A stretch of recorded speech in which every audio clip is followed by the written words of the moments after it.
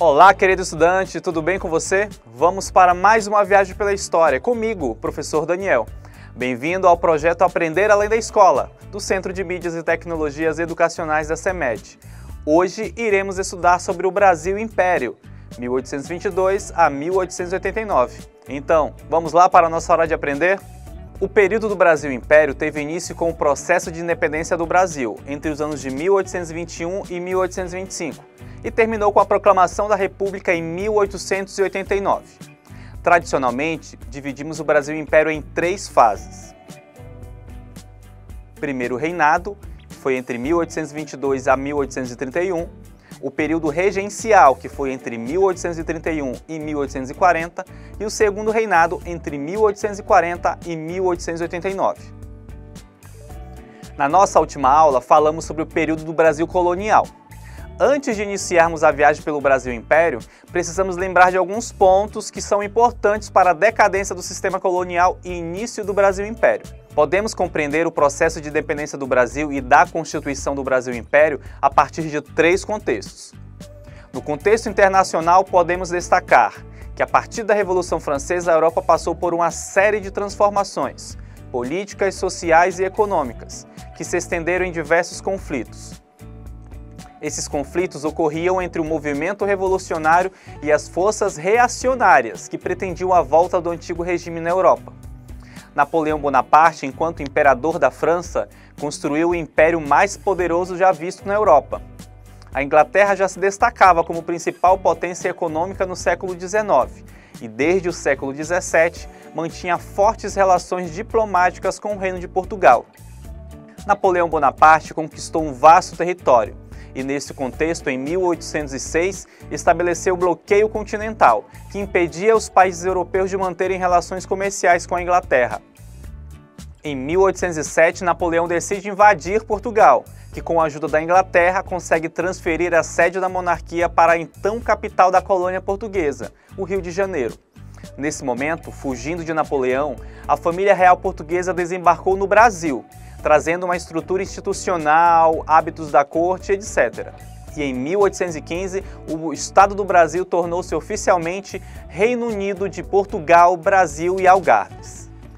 No contexto continental, destacamos o irreversível processo de independência nas colônias do continente americano.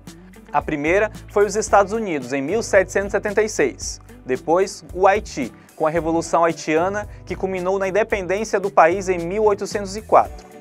No contexto local, logo após a transferência da família real portuguesa para o Rio de Janeiro, Portugal promove a abertura dos portos às nações amigas, em 1808, permitindo que as colônias portuguesas pudessem estabelecer relações comerciais com outras nações, o que ajudou a formar uma crise entre a classe burguesa em Portugal e a classe burguesa instalada no Brasil. Isso fez surgir em 1820 a Revolução Liberal do Porto, em Portugal, que exigia a volta do rei para Portugal. Temendo perder o trono, Dom João VI retornou a Lisboa em 1821, deixando seu filho, Pedro, como regente do Brasil. A corte portuguesa exigiu também o retorno de Pedro a Portugal, mas, contrariando a corte, Pedro resolve ficar no Brasil. E no dia 9 de janeiro de 1822, o príncipe teria dito a seguinte frase: "Se é para o bem de todos e felicidade geral da nação, estou pronto. Digam ao povo que fico." Por isso, esse episódio ficou conhecido como Dia do Fico. Os historiadores não sabem ao certo se essas palavras foram mesmo ditas por Dom Pedro. De toda forma, esse acontecimento marcou. Esse ato confirmou também a liderança do príncipe Pedro no processo de independência, simbolizando que mandos e desmandos da metrópole não teriam mais validade na colônia. A sucessão de acontecimentos nos meses seguintes foram responsáveis por incitar no Brasil a ruptura com Portugal. O rompimento ficou cada vez mais evidente com algumas medidas aprovadas no Brasil. Em agosto de 1822, ordens de Lisboa chegaram ao Brasil com a mensagem de que o retorno do príncipe para Portugal deveria ser imediato. Além disso, anunciava-se o fim de uma série de medidas em vigor no Brasil e tidas pelos portugueses como privilégios. E os ministros de Dom Pedro eram acusados de traição. A princesa Maria Leopoldina, esposa de Dom Pedro, estava convencida da necessidade do rompimento com Portugal. Ela estava agindo como regente em nome de seu marido. Durante a reunião de 2 de setembro de 1822, com o Conselho de Ministros, como podemos visualizar nesta obra da artista Georgina de Albuquerque. Nesse encontro do Conselho de Ministros e outras figuras importantes, se decidiu apoiar a independência do Brasil e, assim, enviar um mensageiro ao príncipe Pedro, que se encontrava na província de São Paulo. Conforme dizem e foi registrado na história oficial, o príncipe leu todas as notícias e validou a ordem de independência com um grito às margens do rio Ipiranga: Independência ou morte! Atualmente, os historiadores não têm evidências que comprovem esse grito do Ipiranga. Essa cena, retratada por Pedro Américo no quadro Independência ou Morte, nos ilustra como teria sido esse momento. Sabemos que não foi exatamente assim, pois a comitiva do príncipe, até onde as fontes históricas indicam, não estava com esse pessoal todo com Dom Pedro às margens do Ipiranga, como vocês veem na imagem que Pedro Américo pintou. Se foi assim ou não, o importante é sabermos que em 7 de setembro de 1822 foi declarada a independência do Brasil. Só que isso não encerrou o processo de independência. No dia seguinte, ou seja, 8 de setembro de 1822, o Brasil já estava independente e livre de Portugal? Não, claro que não. Esse processo seguiu-se com a Guerra de Independência e nos meses seguintes, acontecimentos importantes aconteceram, como a aclamação de Dom Pedro, retratada neste quadro como Imperador do Brasil, no dia 12 de outubro, e a sua coroação aconteceu no dia 1º de dezembro. Mesmo com a independência, o início do período imperial foi bastante conturbado, acumulando diversas crises. O imperador, apesar de ter proclamado a independência do Brasil, ainda buscava assegurar os interesses de Portugal, ao mesmo tempo em que precisava conter a fragmentação do seu território. Portugal só reconheceu oficialmente a independência de sua antiga colônia em 1825, após o pagamento por parte do Brasil de uma indenização a Portugal, que por sua vez foi proveniente de recursos emprestados pela Inglaterra. Com isso, o Brasil dá início ao Primeiro Reinado, que durou de 1822 a 1831. No Brasil, havia grupos mais conservadores e outros de inclinação mais liberal. No início de 1823, Dom Pedro I deu início à formação de uma Assembleia Constituinte para a elaboração de uma Constituição para o país. A versão final da Constituição de 1824 possuía um caráter centralizador, dando inclusive poderes sagrados ao imperador. Neste contexto, no Nordeste, mais especificamente na província de Pernambuco, iniciou-se um movimento revoltoso, exigindo mais autonomia em relação ao Império. Essa revolta acabou espalhando-se por várias províncias da região, como Paraíba, Ceará e Rio Grande do Norte, formando assim a Confederação do Equador. O movimento foi severamente reprimido pelo governo. Os líderes da rebelião foram enforcados ou fuzilados. Logo em seguida, o Brasil envolveu-se em um conflito internacional, a Guerra da Cisplatina, entre 1825 e 1828. Na tentativa de evitar a anexação da Cisplatina, atual Uruguai, às Províncias Unidas do Rio da Prata, atual Argentina. Nessa guerra, o Império acumulou uma série de derrotas, além de contrair dívidas. De norte a sul, a popularidade do imperador estava decadente. Nessa época, Portugal vivia também uma profunda crise após a morte de Dom João VI, pai de Dom Pedro I, em razão da sucessão do trono português. Todo esse cenário resultou em 7 de abril de 1831 na abdicação de Dom Pedro I ao trono brasileiro. O imperador decidiu voltar para Portugal, deixando seu filho, de apenas 5 anos, como sucessor do Império do Brasil. Isso mesmo que você ouviu, o sucessor do trono era ainda uma criança.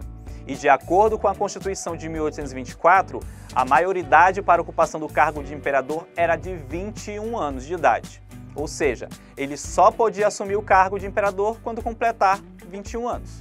Mas pelas contas, vamos lá fazer a continha lá, ainda faltariam 16 anos para isso. Como Dom Pedro II tinha apenas 5 anos quando seu pai voltou para Portugal, a Constituição determinava que o Império seria governado por uma regência, ou seja, enquanto o herdeiro do trono não estivesse em condições de assumi-lo ou não se encontrar em situação de governar, uma regência, nomeada pela Assembleia Geral, formada pela Câmara e pelo Senado, assumiria o trono.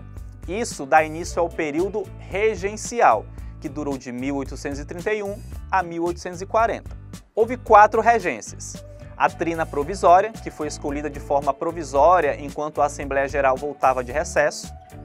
A trina permanente, nomeada em definitiva pela Assembleia Geral. Com alterações na Constituição, a regência passaria a ser de uma única pessoa. Daí, em seguida, veio a regência de Feijó. Logo após, a de Araújo Lima. Durante a regência, 2 partidos políticos centralizaram as discussões. O Partido Liberal, fundado em 1831, e o Partido Conservador, fundado em 1836. Ambos os partidos se alternaram no poder durante a regência, ditando seus interesses. Houve também diversas revoltas que ameaçaram a unidade territorial do Império, como a Balaiada, a Sabinada, a Revolta dos Malês, a Cabanagem, a Guerra dos Farrapos, entre outros. Ao mesmo tempo, houve uma estruturação das Forças Armadas para garantir a integridade do território nacional. O final desse período foi marcado pelo golpe da maioridade, quando o Senado declarou que Dom Pedro II, com apenas 15 anos, seria maior de idade, podendo assumir, portanto, o cargo de imperador do Brasil. Daí, vamos entrar na última fase do Império do Brasil, o Segundo Reinado. Esse período é considerado de maior estabilidade política do Brasil, durante o Império. Nesse período, Dom Pedro II conseguiu manter o equilíbrio entre os políticos liberais e conservadores.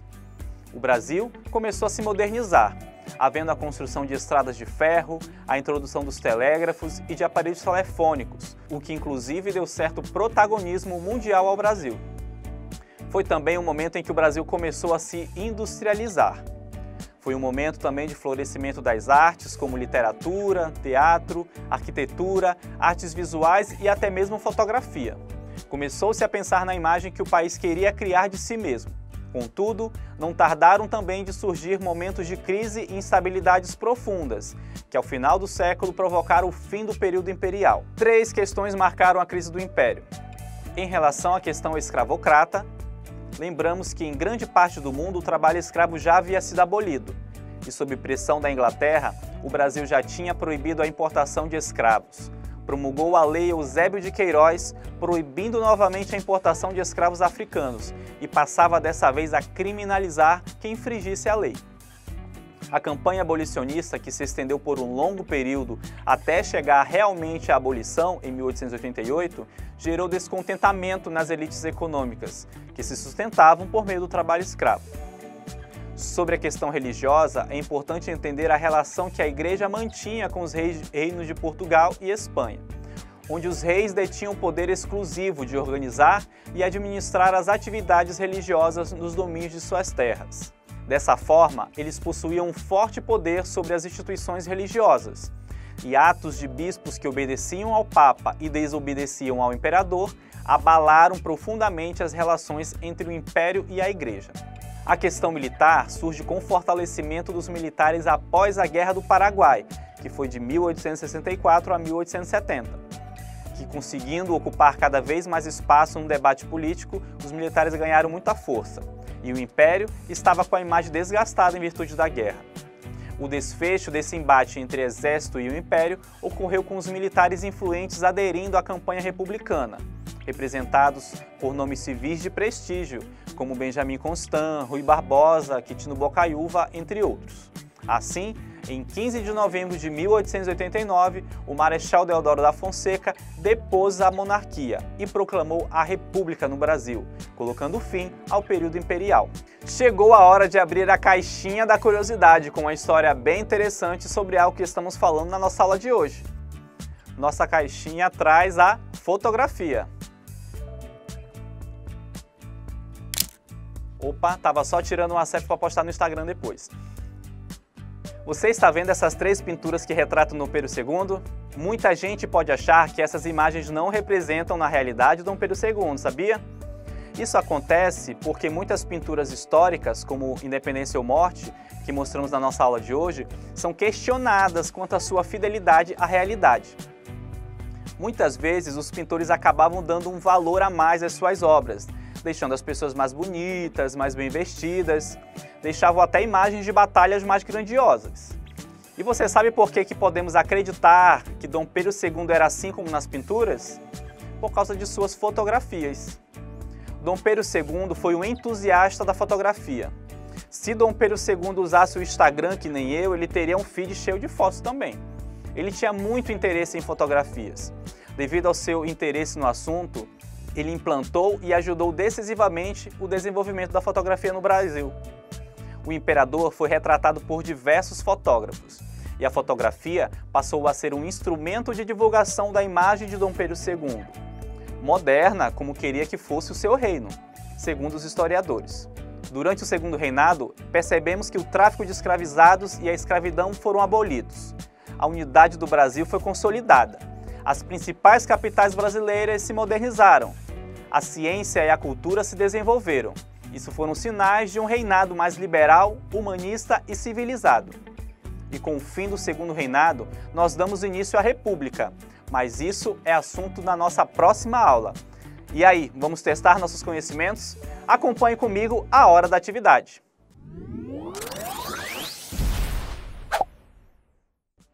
Vamos na nossa atividade de hoje. Na atividade 1, vamos ler o enunciado. Tradicionalmente, dividimos o Brasil Império em 3 fases. Primeiro reinado, que foi de 1822 a 1831. O período regencial, que foi de 1831 a 1840. E o segundo reinado, que foi de 1840 a 1889. Então, vou pedir para a gente relacionar corretamente. Só lembrando, o primeiro reinado, o período regencial e o segundo reinado. Vamos ler abaixo e marcar cada um corretamente. Revoltas que ameaçaram a unidade territorial. Em que período isso aconteceu? Foi no período regencial. Lembrando de Balaiada, Sabinada, Cabanagem, a Guerra dos Farrapos, entre outros. Número 2. Início à modernização e industrialização do país. Foi durante o segundo reinado, com bastante incentivo de Dom Pedro II. Confederação do Equador. Acontece no primeiro reinado, iniciando lá pela província de Pernambuco, com algumas outras províncias do Nordeste. Número 4. Período de estabilidade política. No segundo reinado, quando Dom Pedro II consegue ajuda e apoio dos partidos liberal e conservador. 5. Abdicação ao trono por Dom Pedro I. Se Dom Pedro I foi o primeiro imperador, foi durante o primeiro reinado. Parabéns. E o golpe da maioridade. Foi durante o período regencial, quando ocorreu o golpe da maioridade para que Dom Pedro II pudesse assumir o império com 15 anos de idade. Atividade 2, vamos lá. Observe a imagem abaixo e assinale o fato que ela representa. Se você prestou bastante atenção na aula de hoje, você vai lembrar que fato essa imagem representa. Letra A, o dia do fico. Letra B, a reunião do Conselho de Ministros. Letra C, a aclamação de Dom Pedro I. E letra D, a independência do Brasil. Como ficou bem claro na aula de hoje, esse momento foi a aclamação de Dom Pedro I, que ocorreu no dia 12 de outubro de 1822. Vamos para a atividade 3. Assinale a alternativa incorreta sobre as questões que marcaram o início da crise do Império. Letra A. Na questão escravocrata, a campanha abolicionista teve grande destaque. Letra B. A obediência de bispos brasileiros ao Papa gerou insatisfação do imperador. Letra C. Os militares se fortaleceram após a Guerra do Paraguai com boa adesão à campanha republicana. Letra D. A proibição e criminalização da importação de escravos no Brasil não foi importante para a questão escravocrata. Apenas uma alternativa dessas 4 está incorreta. Qual seria a incorreta? Resposta certa, a letra D. A alternativa diz que a proibição e criminalização da importação de escravos no Brasil não foi importante para a questão escravocrata. Muito pelo contrário, ela foi muito importante nessa questão sim. Agora vamos lembrar um pouco do que vimos na aula de hoje. Chegou a hora da revisão.